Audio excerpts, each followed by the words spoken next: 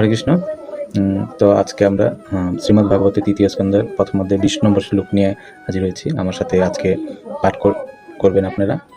ওম নমো ভগবতে বাসুদেবায়, ওম নমো ভগবতে বাসুদেবায়, ওম নমো ভগবতে বাসুদেবায়। 20 নম্বর শ্লোকটি পড়ছি আমি। ইথম ব্রজন ভারতম এব বর্ষম কালেন যাবত গতবান প্রবাসম তাবত শশাস ক্ষিতিম এক চক্রাম এক আতপ্রত্রাম অজিতেন পার্থ। অনুবাদটি করছি আমি। এইভাবে ভারতবর্ষের সমস্ত তীর্থ পর্যটন করতে করতে তিনি প্রবাস ক্ষেত্রে এসে উপস্থিত হলেন। সেই সময় মহারাজ যুধিষ্ঠির শ্রীকৃষ্ণের সহায়তায় পৃথিবীর এক ছত্র সম্রাটরূপে এক সামরিক শক্তির অধীনে পৃথিবী শাসন করছিলেন। তাৎপর্য করছেন আমাদের প্রভুপাদ। জয় শ্রীল প্রভুপাদ কি। আজ থেকে প্রায় 5000 বছর পূর্বে মহাত্মা বিদুর যখন তীর্থ পর্যটন করেছিলেন, তখনও এই ভূখণ্ড আজকেরই মতো ভারতবর্ষ নামে পরিচিত ছিল।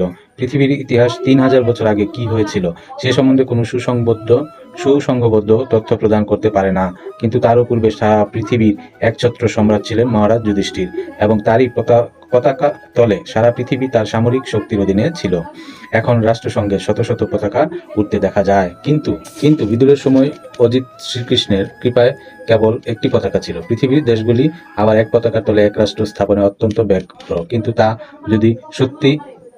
তারা সত্যি চায়, তাহলে তাদের অবশ্যই শ্রীকৃষ্ণের কৃপা প্রার্থনা করতে হবে। তিনি কেবল সারা পৃথিবী জুড়ে একটি রাষ্ট্র গঠনে আমাদের সাহায্য করতে পারেন। জয় শ্রী প্রভুপাদ কি। তো আজকে এই পর্যন্তই। সবাই ভালো থাকবেন। হরে কৃষ্ণ। পরবর্তী শ্লোক নিয়ে আমরা আসবো। আমাদের চ্যানেলটি সাবস্ক্রাইব করে রাখবেন, যাতে পরবর্তী শ্লোকের ভিডিও আপনারা পান সহজে, এবং অবশ্যই ফলো করবেন। ধন্যবাদ। হরে কৃষ্ণ। সবাই ভালো থাকবেন।